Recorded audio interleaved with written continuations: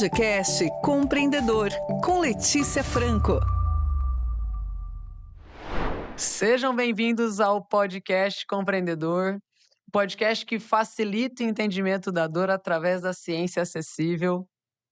Esse podcast é uma parceria com a UFSCar, com a Universidade Federal de São Carlos, e hoje eu tenho o prazer imenso de receber a professora Mariana Ávila, professora e pesquisadora do Programa de Pós-Graduação em Fisioterapia da UFSCar, representante latino-americana da Força Tarefa de Sustentabilidade, também membro da Global Advocacy Working Group, se eu falei certo, ambos da IASP.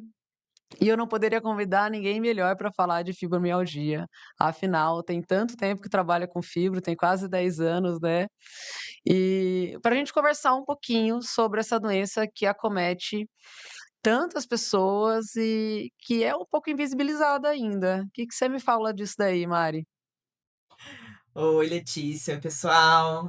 Primeiramente, queria agradecer, estou muito feliz, muito honrada de participar desse podcast. Que bom que a gente faz ciência acessível, que bom que a gente traduz esse conhecimento, então eu fico muito feliz com isso. Eu trabalho com fibromialgia há muito tempo, né? E quando a gente fala de fibromialgia, tem muita gente que acha que é uma doença que é da cabeça, ainda tem gente que negligencia muito o diagnóstico, os sintomas, né? Invalida esses sintomas.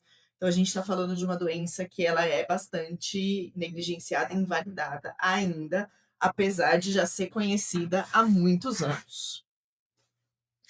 A gente fala de fibromialgia, né? E você fala da invalidação do diagnóstico.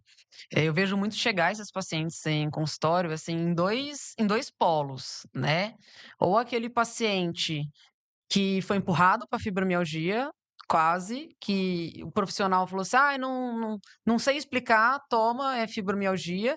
E aquele paciente que vem tratando de outras doenças, e que quando você vai a fundo é um paciente com diagnóstico de fibromialgia, né? A gente vê bastante dessa questão, tanto do sobrediagnóstico quanto do subdiagnóstico, né? Onde que você acha que esses profissionais pecam?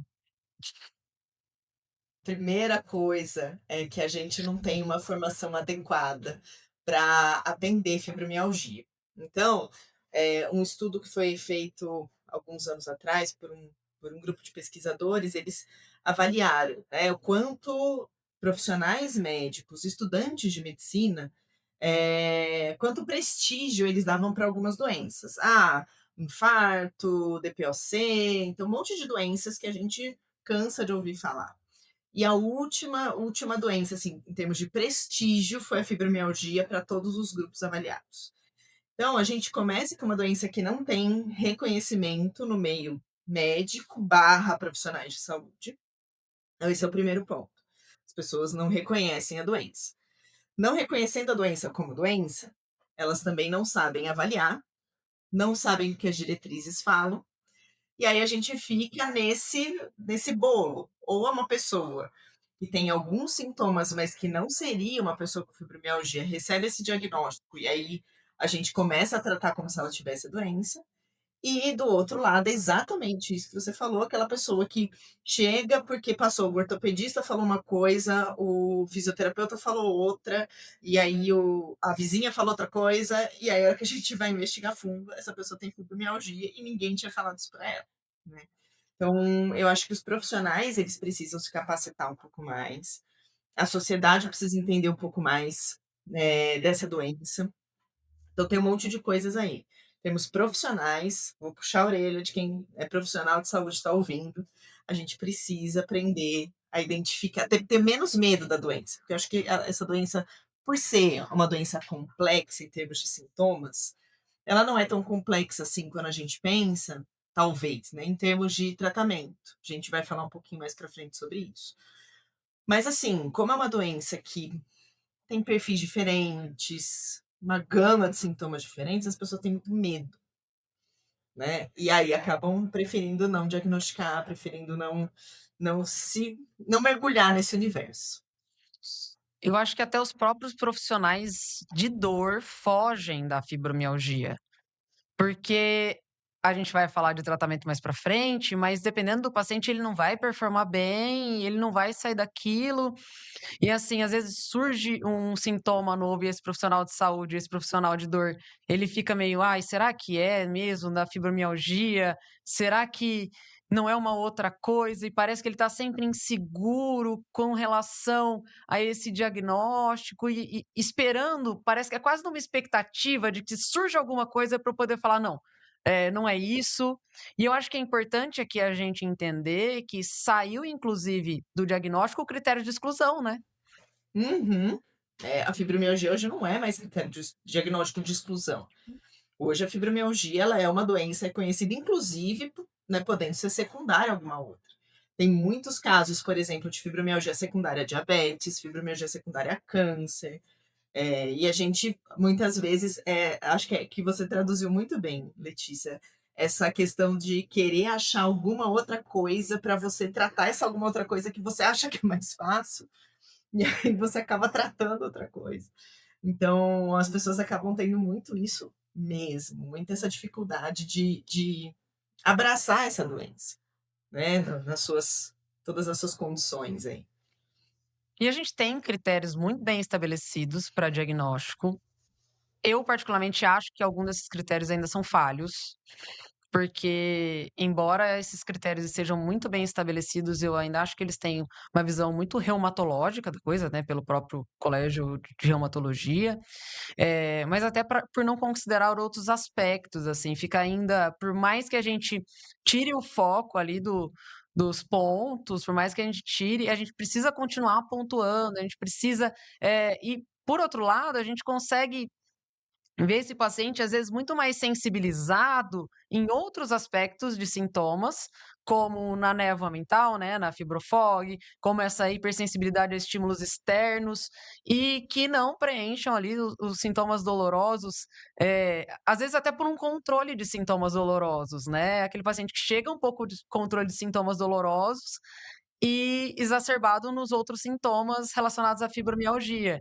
Então, sobre critérios diagnósticos, o que você pode me dizer, assim, para a gente tentar fugir um pouquinho desse super e sobre diagnóstico aí? É, eu acho que hoje a gente tem 2 formas de diagnóstico, né, que são as mais recentes. Tem a do Colégio Americano de Reumatologia, que é esse a gente continua pontuando locais de dor, mas ele leva em consideração alguns sintomas, por exemplo, né, sintomas cognitivos, depressão, dor de cabeça, a presença desses sintomas. E aí, quando a pessoa tem uma pontuação um pouco mais baixa na questão da dor, mas pontua muito alto nos outros sintomas, a pessoa pode sim ser considerada como uma pessoa com diagnóstico de fibromialgia. E também tem um critério de 2019 que foi elaborado pelo pessoal da Associação Americana de Dor. E aí foram vários profissionais, né? Ele é um diagnóstico um pouco mais complexo, porque ele olha 6 domínios diferentes e cada um desses domínios tem várias perguntas, né? Ah, quanto que a pessoa tem de dor, quanto que isso afeta a sua dimensão familiar, quanto que isso afeta. Então, ele é um diagnóstico muito amplo, mas ao mesmo tempo ele é muito difícil de ser dado, porque você tem que fazer uma avaliação muito ampla para chegar nesse diagnóstico. Então, por mais a gente tenha um diagnóstico que ele é mais, que eu acho, né, considero mais robusto, nesse sentido de avaliar uma gama maior de domínios para a gente poder chegar nesse critério, mas ao mesmo tempo ele acaba sendo muito difícil de ser aplicado. Então, assim, conhecer a doença, eu acho que é a primeira coisa, né? Conhecer que nem toda pessoa com fibromialgia vai ser exatamente igual. Nem toda pessoa com fibromialgia vai sempre apresentar os mesmos sintomas. Reconhecer que isso pode acontecer já é um passo à frente. Então, primeira coisa é reconhecer a doença. A segunda coisa é conhecer esse critério diagnóstico. Conhecer a existência desses dois e conhecer o critério diagnóstico do Colégio Americano de Reumatologia. Ele não é perfeito. Inclusive, as pessoas que trabalharam nesse diagnóstico, elas mesmas falam que ele não é perfeito, né?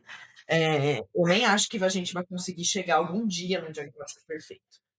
Mas, se a pessoa tem alguns sintomas ali que nos chamam a atenção, a gente pode não diagnosticar com a fibromialgia, mas olhar para aquela pessoa como uma pessoa com sensibilidades, com outros sintomas que estão exacerbados, e a gente pode talvez pensar em usar, né, o conhecimento que a gente tem sobre a fibromialgia para tratar essa pessoa. Inclusive, tem um dos pesquisadores assim que mais trabalhou com fibromialgia, ele faleceu acho que no começo de 25, o Frederick Wolff. Ele que é o cara que a gente mais cita, porque ele que bolou os critérios de 2010, 2011, 2016, 1990. E ele tem um posicionamento que ele fala sobre como se fosse uma gama de sintomas que ele chama de ah, eu não consigo traduzir, ele fala fibromyalgia, que é tipo, né, a pessoa pode não ter o diagnóstico fechado, mas ela tem algumas coisas ali que se assemelham à fibromialgia. Então, as pessoas podem ter graus de fibromialgia diferentes. E isso facilita, né, nesse ponto. Então, aplicou o critério, a pessoa, você está suspeitando que ela tem fibromialgia, mas ela não encaixa 100%, talvez você não perca muita coisa se você olhar para essa pessoa como se ela tivesse.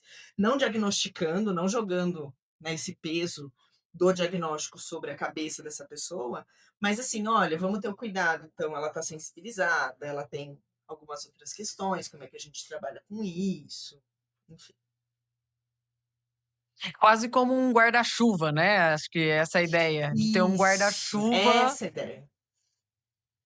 que você pegue esses Exatamente. pacientes de fato diagnosticados com fibro e aquele um fibro-like, assim, quase que é aquele que tem cara, tem, quase fica muito limítrofe que a gente fala, mas é aquele paciente que tá sensibilizado, ele tem alguns sintomas, mas você não fecha critério, mas talvez nesse caso, então, seja mais interessante que a gente olhe para esse paciente tratando essas vertentes voltadas para fibro, do que a gente, não é fibromialgia, então vamos deixar isso para tratar de uma outra maneira.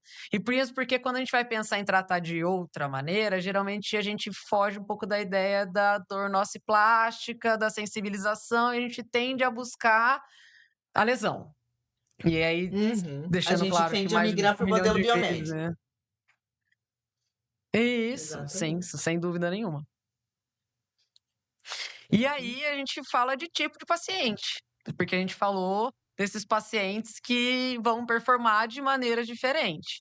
E acho que quando a gente olha para a clínica, a gente vê aquele paciente que performa super bem e aquele paciente que não performa nunca. E aí acho que eu queria que você falasse um pouquinho dos fenótipos, para a gente entender até como esses fenótipos vão ter benefícios ou malefícios diferentes aí, né? Assim, abordagens diferentes aí. Fala de uma condição que aí tem um monte de sintomas que podem acontecer. Tem os mais predominantes, tem os que são sintoma-chave para a gente suspeitar minimamente desse diagnóstico. Então, a gente pensa em dor difusa, dor espalhada pelo corpo. Não é uma dor pontual, então tem muita gente que às vezes fala, eu tenho muita dor assim cervical e ombro, então, isso aqui é fibromialgia. Não, não é.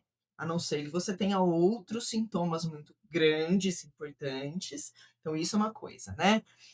Mas a questão da dor e hipersensibilidade, ela é muito importante. Tem a questão da fadiga crônica, e é uma fadiga que ela não é só física, ela é uma fadiga mental, né? Então, a pessoa tem essa questão, conversando com pacientes dos nossos projetos, das nossas atividades aqui, é muito claro isso. Eu sou cansada, eu fico cansada, eu não tenho energia nem para pensar nas coisas. Então, tem essa questão da fadiga que é importante. Tem a questão, Eu vejo do muito sono paciente, não viu? reparador. Acho que fadiga é uma das coisas que o paciente da fibro mais me fala, assim, acho que sem dúvida nenhuma. É muito Mas pode claro seguir, desculpa, eu isso. te cortei, porque, assim, para mim é muito, muito impactante essa questão, é muito claro a questão da fadiga mesmo. ela é muito clara mesmo, assim, é muito nítida a questão da fadiga. Uma outra questão que é relato, eu não falo 100% porque a gente erra quando fala 100%, mas beirando aí os 99, é a questão do sono não reparador. Então, queixas de sono ou de insônia, então que não consegue dormir, ou então dorme, mas acorda muito de madrugada, tipo 2 horas da manhã, 1 hora da manhã, e não consegue mais dormir. As pessoas que têm o sono, que, né, falando de uma maneira leiga, aquele sono picado, então acorda de hora em hora, acorda de meia em meia hora, né, demora um pouquinho para dormir. Mas o principal relato, independente do tipo de alteração do sono, o principal relato sempre é acordar cansado. Então parece que eu não descansei durante a noite. Então esses são os principais sintomas. E aí, quando a gente pensa em fenótipos, a gente pensa, né, que talvez existam pessoas que o fenótipo mais predominante seja a questão da dor, que esse é a ideia que a gente tem do paciente com fibromialgia. Ah, é o cara que tem dor. E só que quando a gente tem outros sintomas podem às vezes ser os mais predominantes, né. Tem pessoas que às vezes, assim, têm dor, mas a principal questão é fadiga. Eu acho que você lida bastante com isso, Letícia, na clínica, né. Como é que é para você ver essas questões? Eu tenho, acho que trazendo muito disso que você fala, principalmente desses 2 principais pontos, assim, tanto da dor quanto da fadiga, eu tenho aquele paciente que de fato, é a dor que é persistente e por mais que a gente trabalhe os aspectos, eles ficam muito limitados. Mas a grande maioria, mesmo com melhora da dor, a fadiga fica muito persistente e, em alguns casos, o paciente chega para mim mesmo trazendo: "A dor melhorou, mas eu ainda estou muito cansado". E aí, até para trazer para esse paciente entender que a fadiga ainda é um sinal que a doença está descompensada.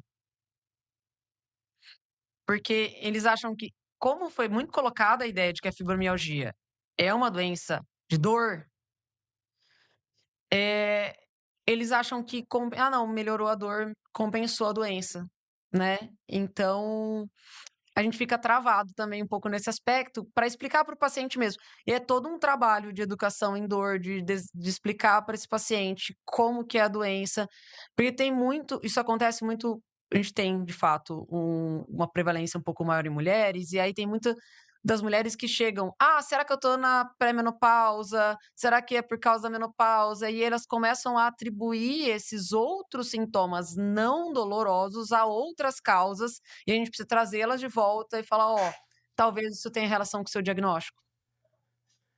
Exatamente. E para eles é muito difícil, porque assim, a doença já é desacreditada. Aí a pessoa consegue o diagnóstico porque tem esse relato de dor e de repente a dor some, para ele é é confuso. "Poxa, você falou que eu tinha doença, porque eu tenho dor, agora não tenho mais dor, que eu tive tanta doença?" Como assim? E aí pra gente é muito exatamente, "O que que eu faço agora?" E é importante a gente entender esses sintomas e entender que, assim, pode ser que a pessoa tenha, por exemplo, um perfil que não seja a questão predominante, a dor, ou a fadiga, ou o sono, né, ou a parte emocional, cognitiva.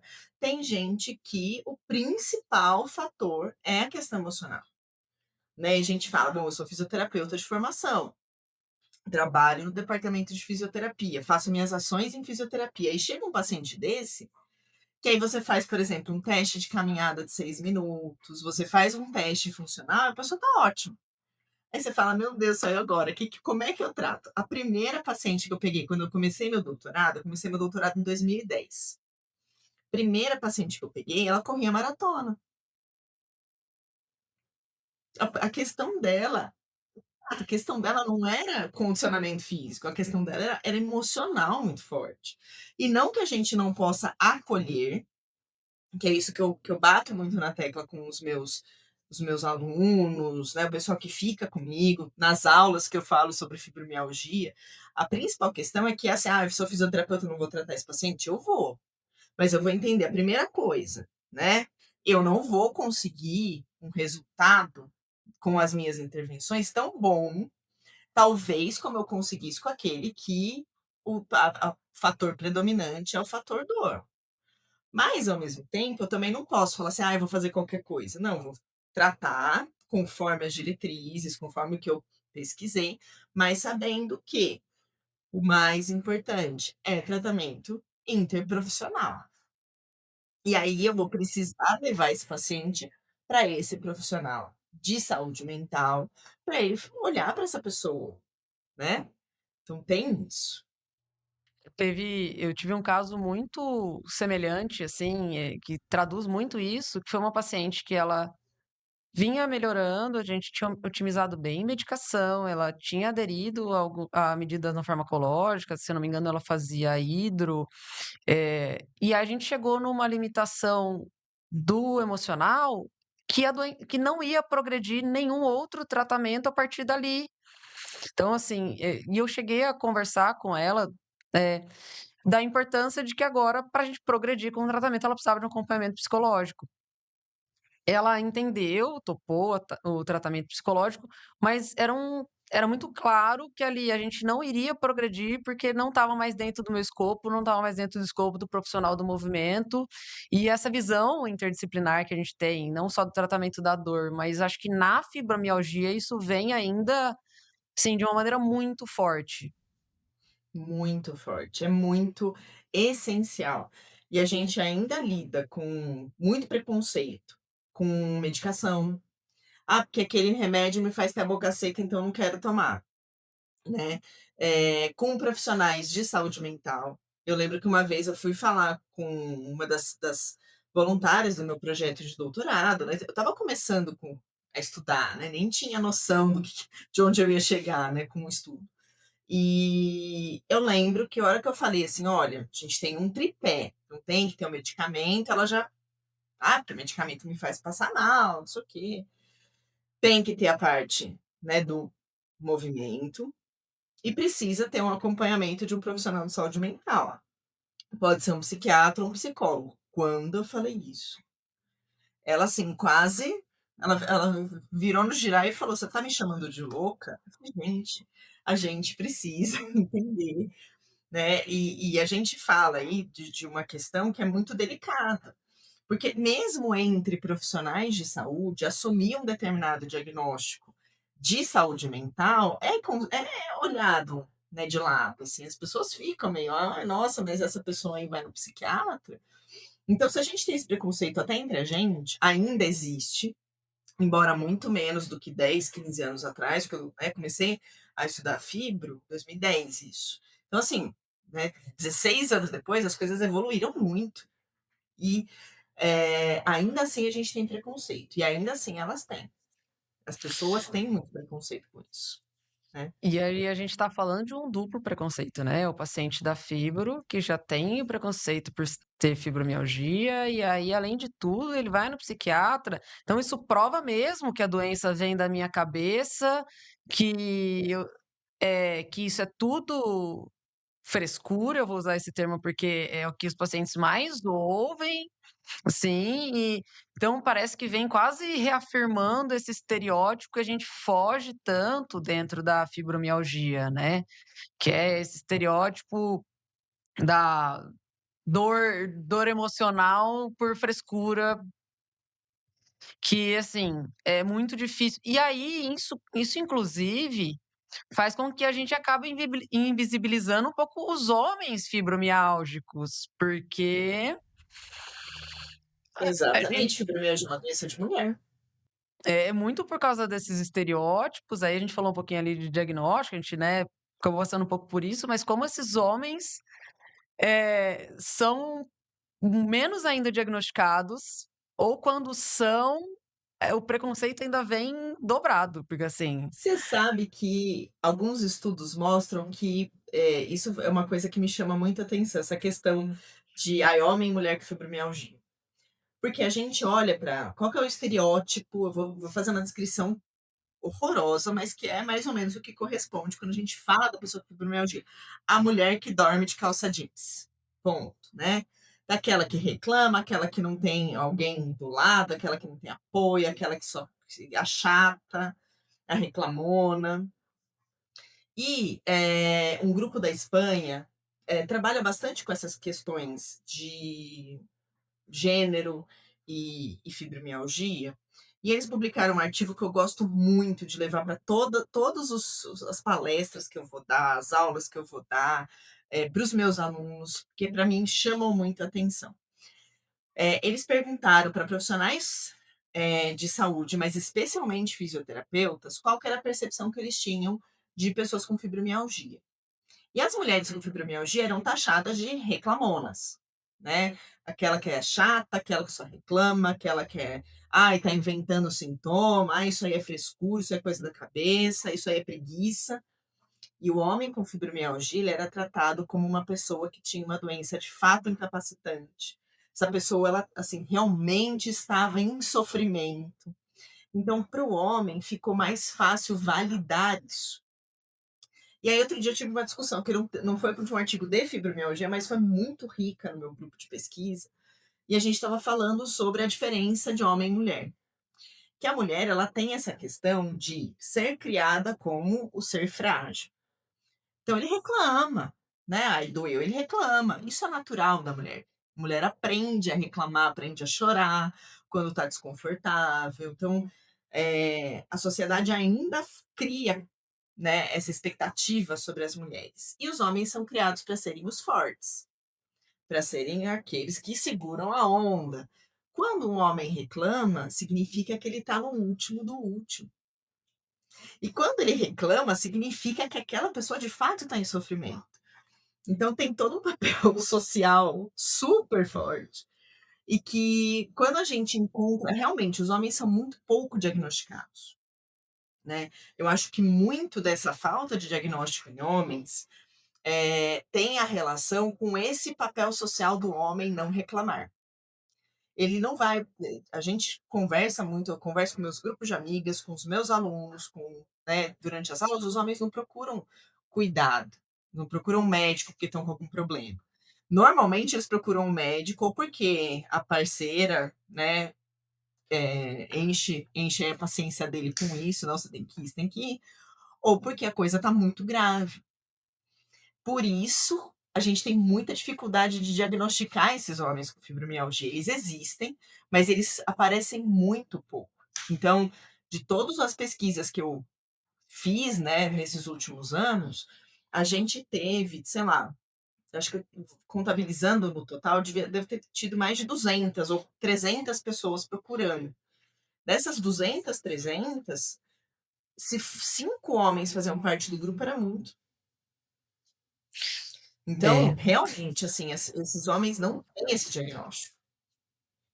eu acho que ao longo do meu processo aí, tenho 8 anos de formada e trabalhando com dor aí mais uns 5 anos, assim. Acho que eu cruzei mesmo com homens fibromiálgicos de fato diagnosticados. Dois. Dois que eu me lembro. Eu consigo me lembrar exatamente quem são. Uhum.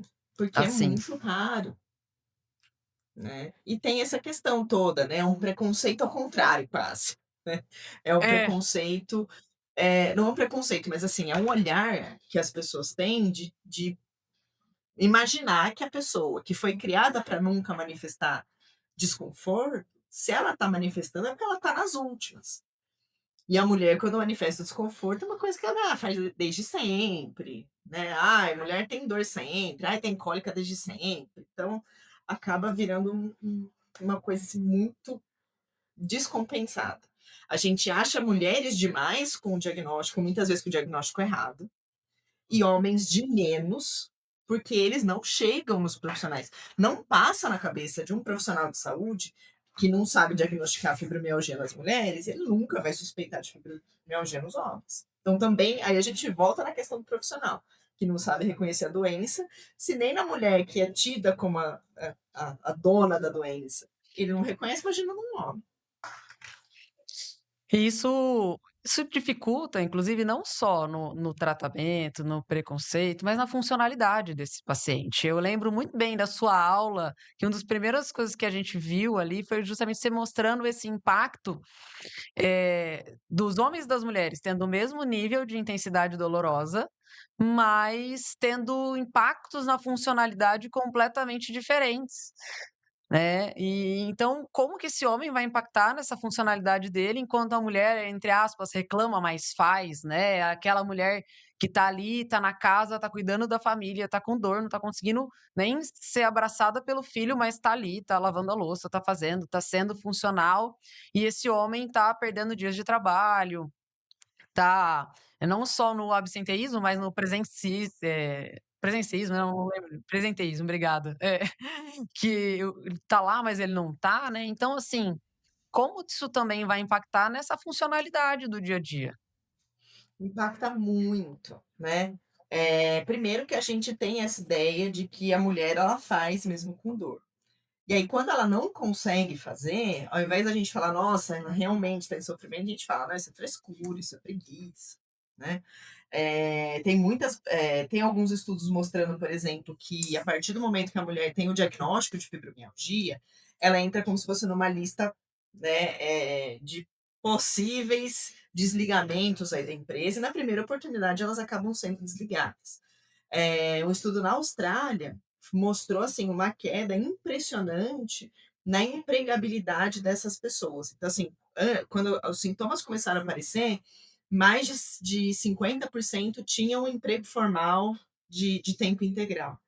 E tiveram um diagnóstico e a hora que foram avaliados, anos depois do diagnóstico, menos de 20% ainda continuavam trabalhando em tempo integral. Então, muita gente acaba perdendo trabalho e renda, né.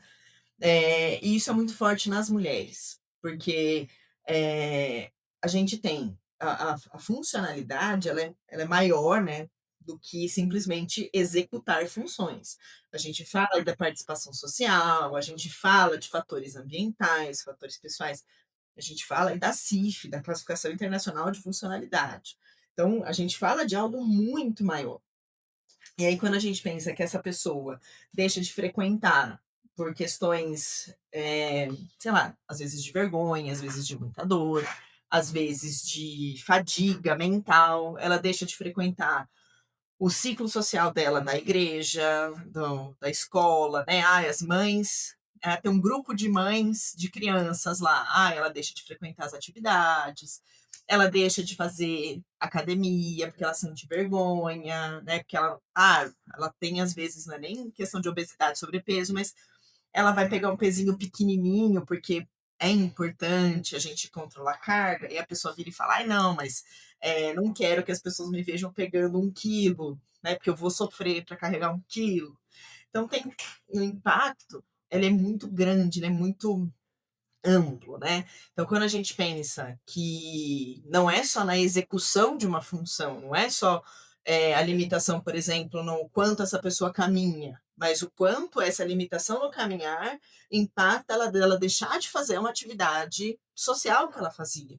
"Ah, eu ia sempre na casa da minha irmã, que era 3 quarteirões para cima, agora eu não consigo mais subir a rua, porque ela é uma ladeira, e aí eu não consigo mais fazer isso". Então existe uma limitação física, mas existe uma limitação de participação que afeta muito. Então, é a questão de participação social, a questão de cuidado com a casa.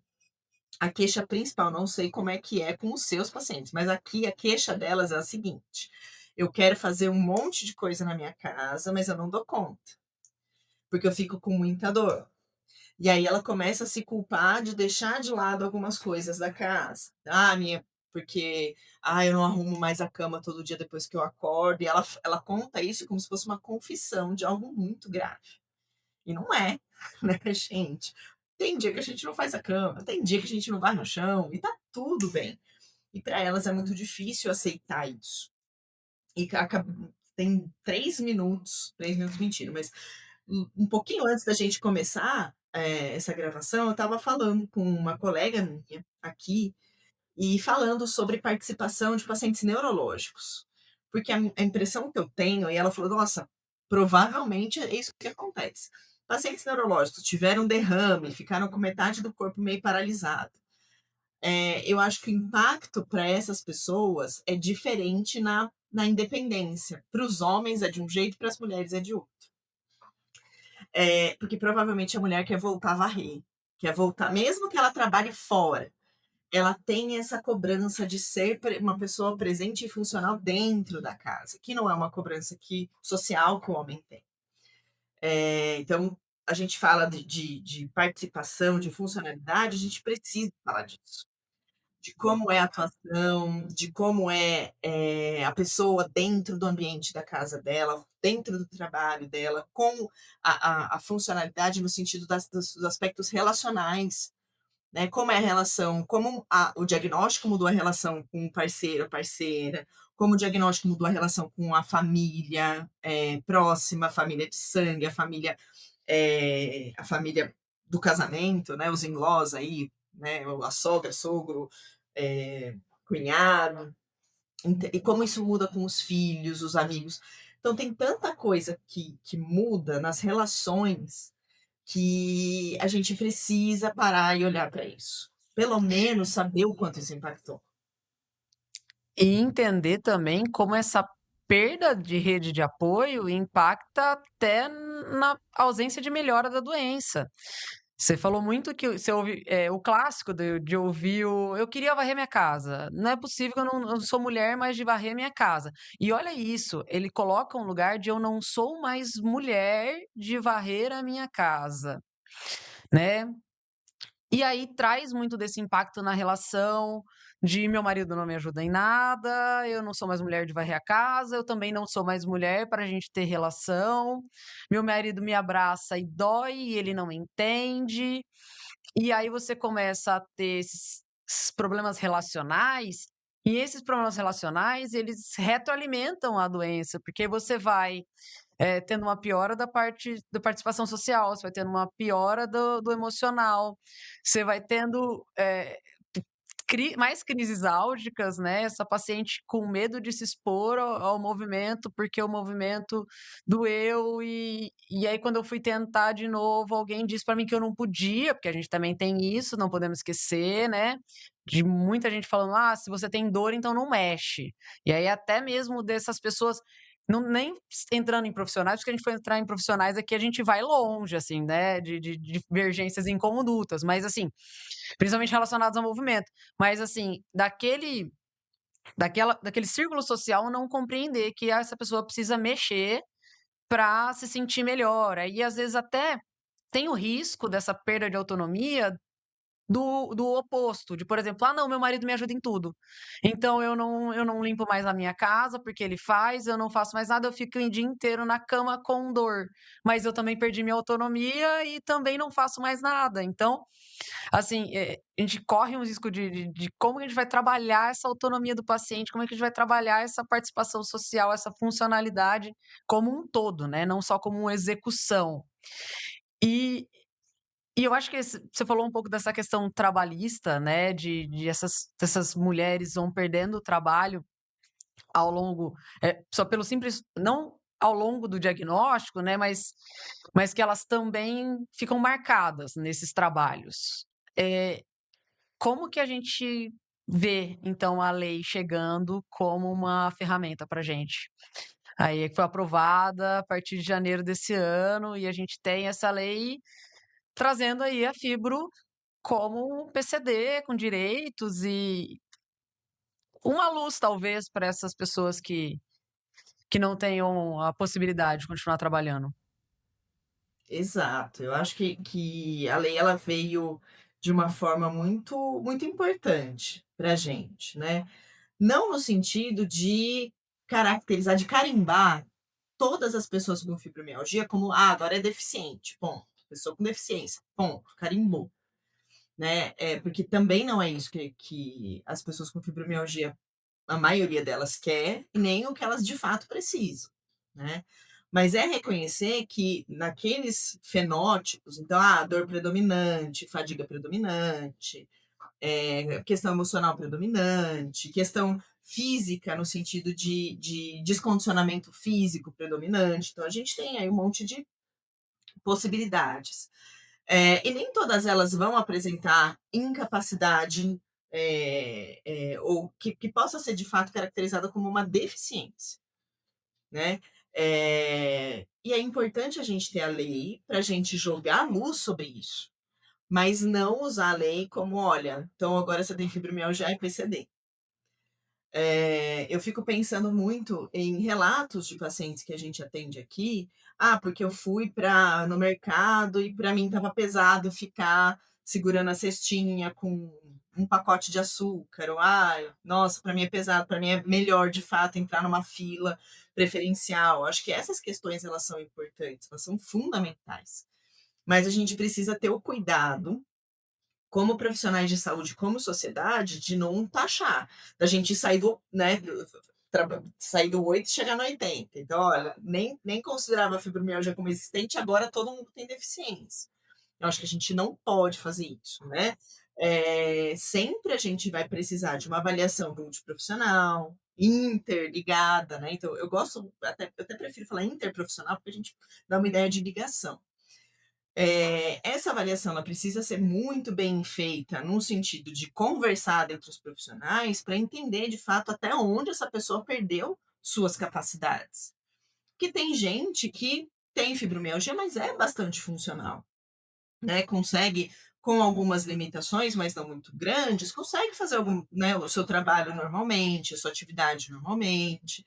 Enquanto que para outras pessoas, o diagnóstico, a doença e os sintomas sim significam uma deficiência, porque a pessoa deixou de participar como ela participava antigamente, né? E não é deixar de participar, agora eu fico menos. Não, ela mudou completamente a vida dela. E isso a gente só consegue avaliando, né, de uma forma aprofundada, de uma forma robusta. A gente consegue avaliando esse paciente de uma maneira interprofissional, e aí dessa forma a gente consegue medir não, porque a gente não consegue medir essas coisas, né? Muito, né, é querer saber demais, né? E a gente não vai conseguir fazer isso. Mas a gente, de alguma forma, entende o tamanho, né, da limitação que essa doença trouxe, e aí sim a gente pode classificar adequadamente como uma pessoa que tem sim uma deficiência ou não. Eu acho que a lei ela é muito boa, porque joga a luz num problema que há muitos anos a gente não consegue jogar, que há muitos anos a sociedade ignora. Então a lei ela veio, né, para as pessoas com dor crônica, mas falar sobre fibromialgia, falar sobre dor crônica, e é muito bom a gente ter uma luz sobre isso, mas com todo cuidado para a gente não carimbar essa pessoa com deficiente e ela entender que, eu sou uma pessoa com deficiência, a partir de agora, né, minha vida é essa. Eu acho que é um cuidado que a gente tem que ter em relação a isso. E entender também, às vezes, que o trabalho para esse paciente com fibromialgia, ele é importante.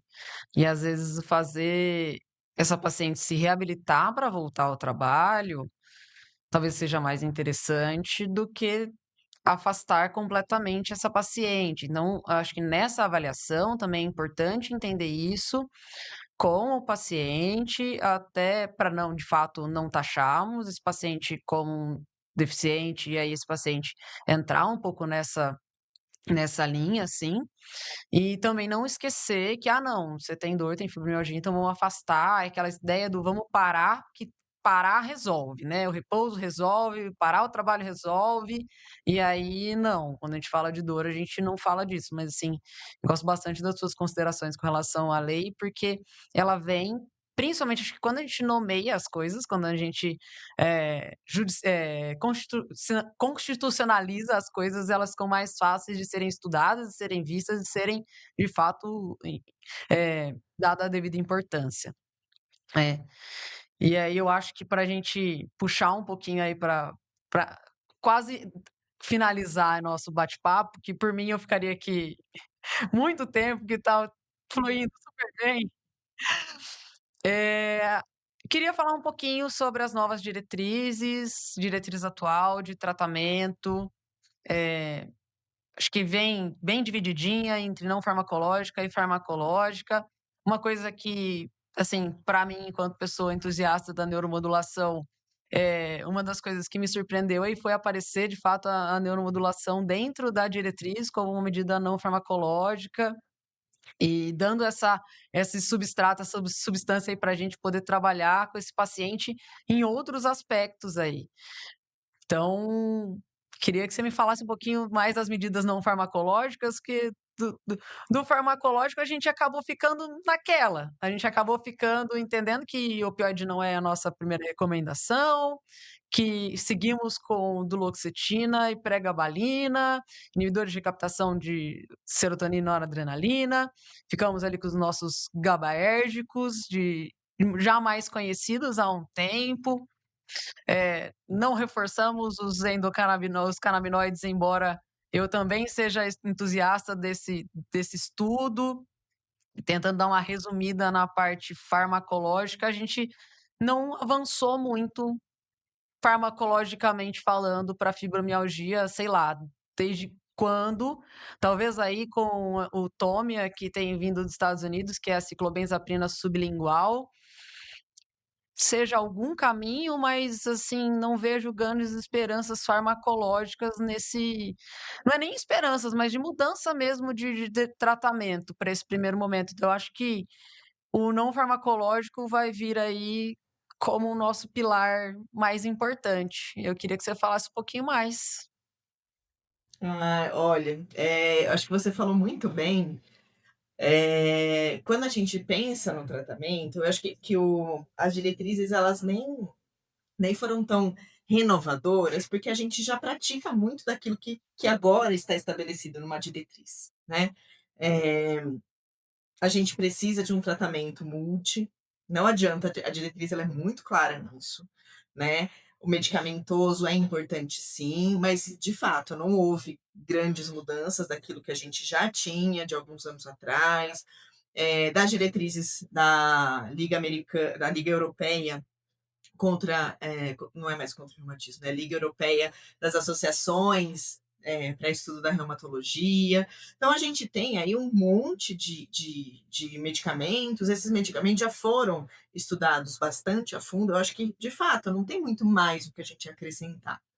Mas, hoje, a gente entende que no pilar do tratamento, a gente precisa ter outros profissionais envolvidos. Então, precisamos sim de profissionais de saúde mental, não na questão medicamentosa, né? Não que não precise olhar para a depressão e muitas vezes medicar, olhar para a ansiedade e muitas vezes medicar, mas esse profissional ele precisa também olhar para outras questões, né? Questões de saúde mental para atender demandas que não são apenas medicamentosas.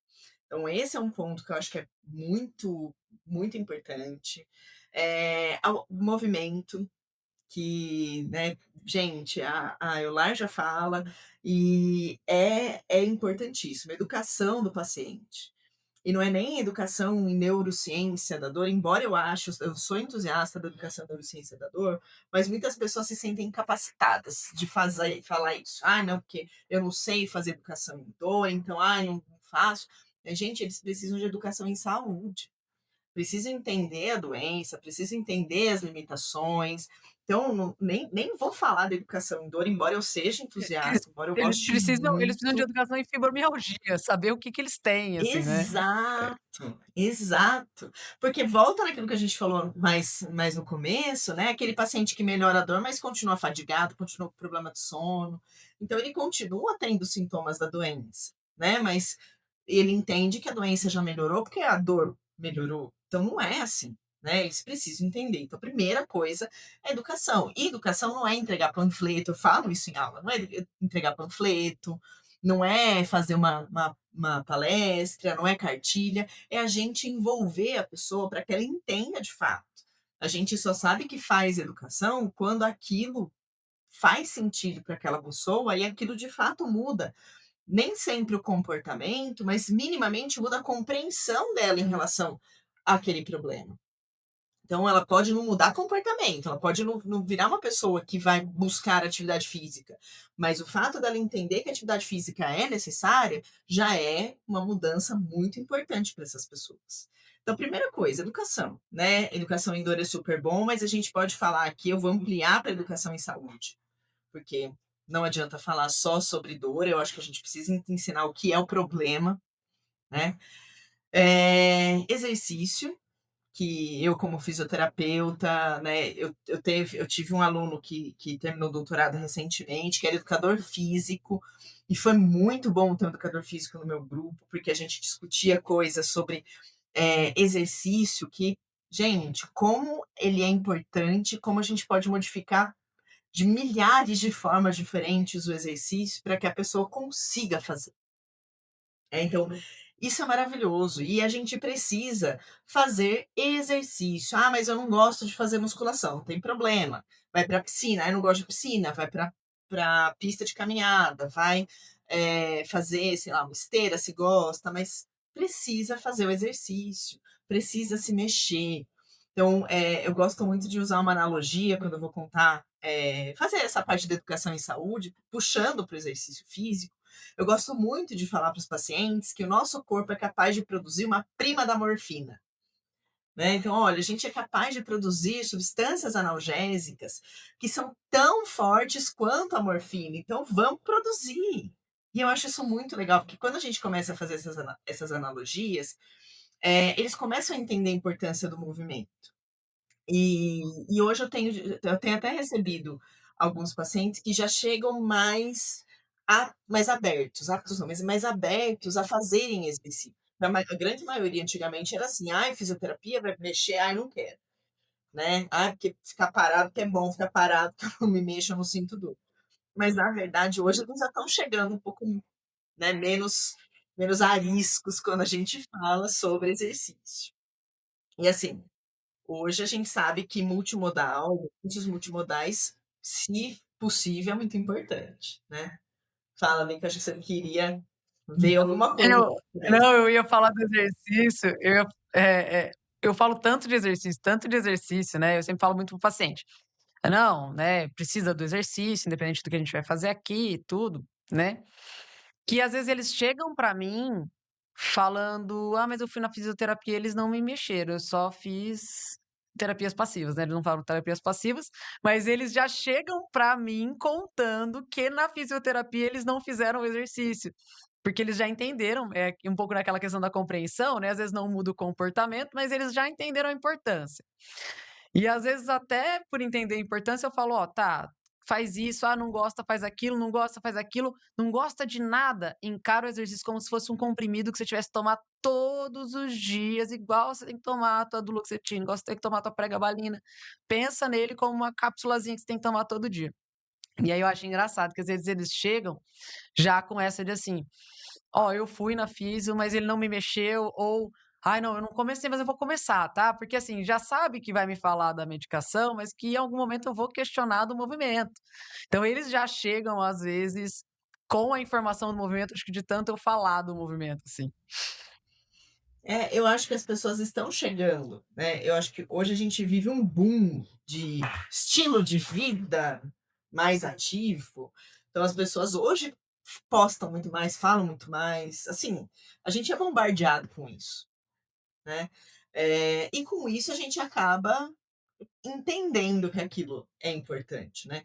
Eu sempre falo para todo mundo, eu faço atividade física porque eu sou adulta e eu encaro isso, não é uma coisa hoje talvez eu já não seja tão arisca a isso, mas hoje eu continuo encarando como uma necessidade, uma obrigação de adulta, eu sou adulta, eu tenho que fazer isso, acabou, né.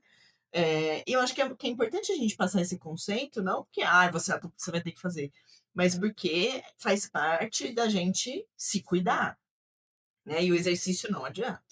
Eu também sou, né, partidária fortíssima e sou uma pessoa que aplica isso na minha vida também. Não sou aquela que fala: "Ai, faz exercício, eu sou sedentária". Não, eu sou fisicamente ativa, sim, faço meu exercício físico pesado, sim, proponho atividades para os meus pacientes que envolvam movimento, sim, como a dança. Eu tenho um projeto de extensão que chama Dança Fibra aqui em São Carlos. Então a gente usa a dança para isso, porque é importante, né?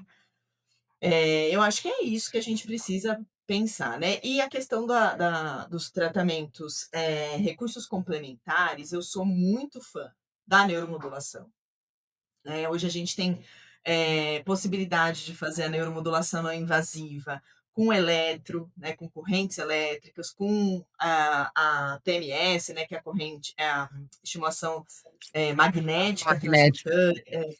transcranial, transcraniana. E eu acho isso muito legal.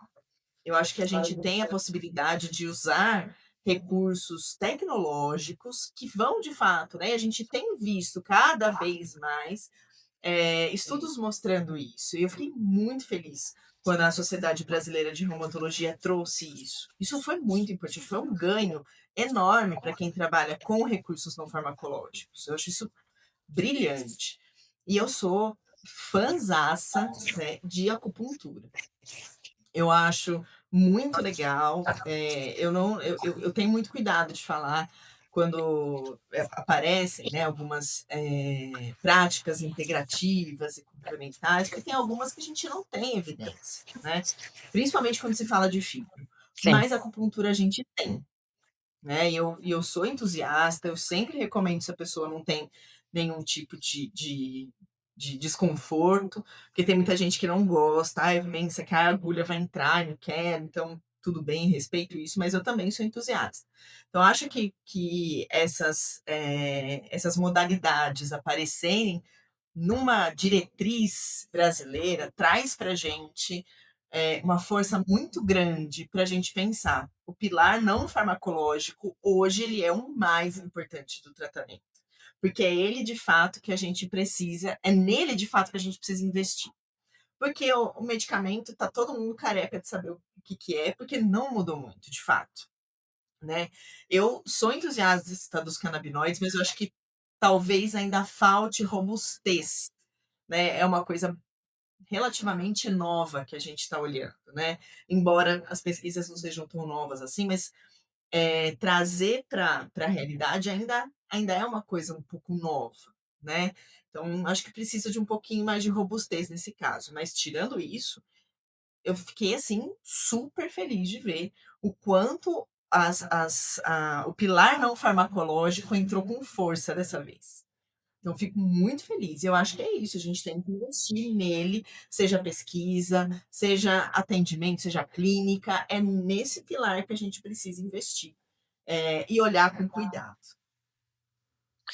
Eu acho que a gente só vem para reforçar mesmo que o não farmacológico, dentro da fibromialgia, ele é o principal. E aí é lógico que o farmacológico vem para associar nesse tratamento multimodal, mas que ele ainda está um pouco travado enquanto a gente cresce entendendo que o não farmacológico é substancialmente mais potente aí no tratamento da fibro. Mari, eu poderia ficar te ouvindo mais muito, muito tempo. Foi muito gostoso. Estou muito feliz, de verdade. Queria te agradecer mais uma vez por ter aceitado o convite. Se a gente puder falar de fibro mais vezes, assim, fica o canal aberto mais vezes. Então, queria te agradecer demais. Queria dizer para vocês ficarem atentos que vão vir mais episódios. A gente tem aí, tá na nossa segunda temporada. Queria agradecer mais uma vez ao UFSCar pela parceria desse TCC que acabou virando um videocast. Mas realmente agradeço muito, Mari. Eu que agradeço, né? Agradeço ao pessoal do curso de especialização interdisciplinar em dor, ao UFSCar. Esse trabalho, ele é um trabalho que merece essa divulgação, merece esse tamanho, porque realmente é muito legal. Eu também poderia ficar falando horas aqui.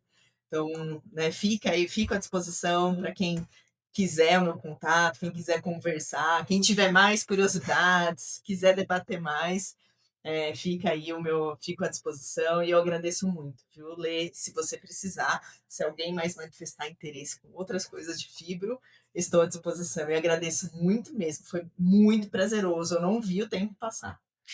Muito obrigado de coração. Fica então mais um episódio. Nos vemos em breve. Até o próximo episódio.